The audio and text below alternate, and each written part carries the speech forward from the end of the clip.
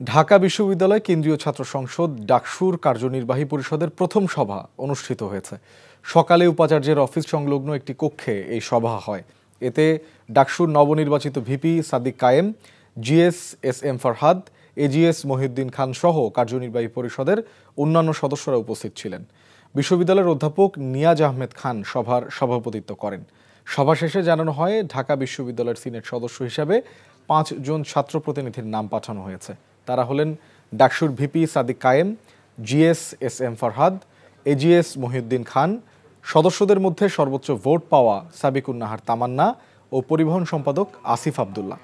সভা শেষে ডাকসুর ভিপি সাদিক কায়েম বলেন, আনুষ্ঠানিকভাবে শিক্ষার্থীদের জন্য আজ থেকে কাজ শুরু হলো। ছাত্রছাত্রীদের সমস্যার সমাধান ও তাদের প্রত্যাশা পূরণে কাজ করাই মূল লক্ষ্য বলে জানান তিনি।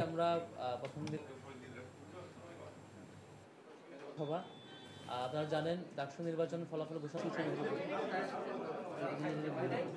ঢাকা বিশ্ববিদ্যালয়ের 40,000 শিক্ষার্থী তাদের ব্যক্তিগত সমস্যা, পারিবারিক সমস্যা, তাদের একাডেমিক সমস্যা, ক্যাম্পাসের বাইরে যে কোনো সমস্যা, ক্যাম্পাসে তার একজন আপন বড় ভাই থাকলে অথবা তার ছোট ভাই থাকলে, বোন থাকলে যেভাবে সে শেয়ার করে, তারা যেন আমাদের সাথে শেয়ার করে এবং আমরা প্রত্যেকটা প্রবলেম আমরা অ্যাড্রেস করতে চাই।